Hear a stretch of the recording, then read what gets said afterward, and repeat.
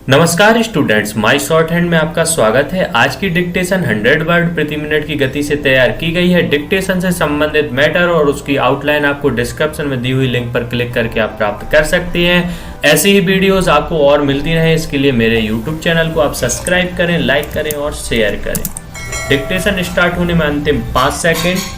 4, 3, 2, 1 start. सभापति महोदय, मैं आपका आभारी हूं कि आपने मुझे बोलने का अवसर दिया।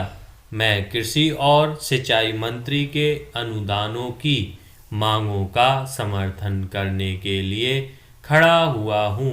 मैं कृषि मंत्री को बधाई देना चाहता हूं कि आज पहली बार खेती की तरफ कुछ ध्यान दिया गया है और गांव तथा खेती को प्रधान बनाने की बात कही गई है। वैसे गांधी जी पहले भी कहा करते थे कि गांवों को प्रधान बनाने से ही देश की उन्नति होगी। गांधी जी से मेरा तात्पर्य महात्मा गांधी से है, श्री साठे साहब के गांधी जी से नहीं।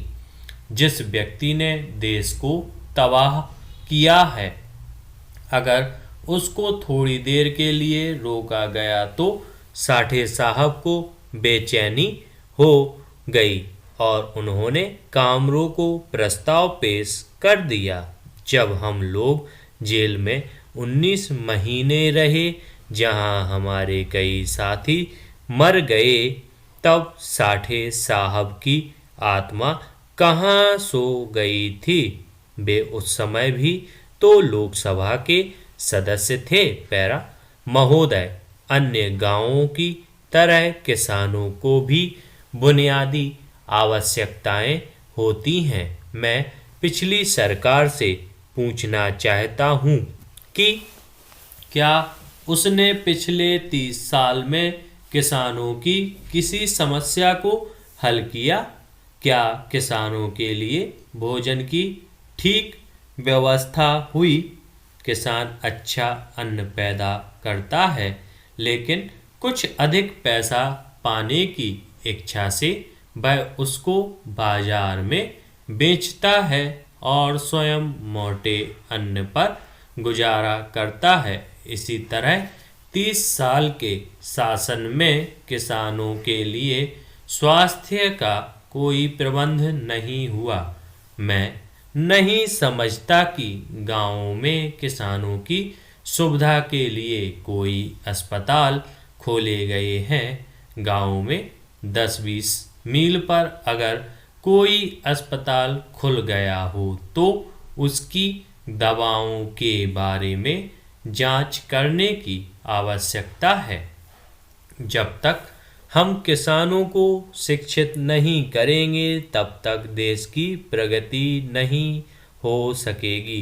देहातों में हर जगह शिक्षा संस्थाएं भी खोलने की आवश्यकता है। पैरा बड़े बड़े शहरों में ऋण दिए जाते हैं, घर बनाने की भी स्कीम चलाई जाती है, लेकिन देहातों में किसानों के लिए ना कोई ऋण दिया जाता है और ना कोई घर बनाने की स्कीम चलाई जाती है। मैं सरकार से निवेदन करूंगा कि किसानों के रहने के लिए कोई व्यवस्था अवश्य करने की कृपा करें। कपड़े की भी उनके लिए समस्या होती है। किसान सारी रुई अपने खेतों में पैदा करता है, लेकिन उसको कपड़ा सही दाम पर देने के लिए कोई व्यवस्था नहीं है। दुकानों पर जो कपड़ा उसे मिलता है वह ऊंचे दामों पर मिलता है। इसलिए कुछ ऐसी दुकानें खोली जाएं जिन पर जो लोग रुई पैदा करते हैं उनको उचित मूल्य पर कपड़ा दिया जाए। न्याय की व्यवस्था भी किसानों के लिए होनी चाहिए। पंचायतों को कुछ अधिक अधिकार दिए जाएं और उनको आदेश दिए जाएं कि लोगों को अच्छे से अच्छा न्याय दें। किसानों के लिए कोई सुरक्षा की व्यवस्था भी नहीं है। जो रक्षक हैं वे भक्षक बन जाते हैं, ऐसे कैसे देश बढ़ सकेगा। धन्यवाद स्टूडेंट्स। डिक्टेशन यदि आपको पसंद आई है तो इसको लाइक कीजिए, अधिक से अधिक शेयर कीजिए और चैनल को सब्सक्राइब कीजिए।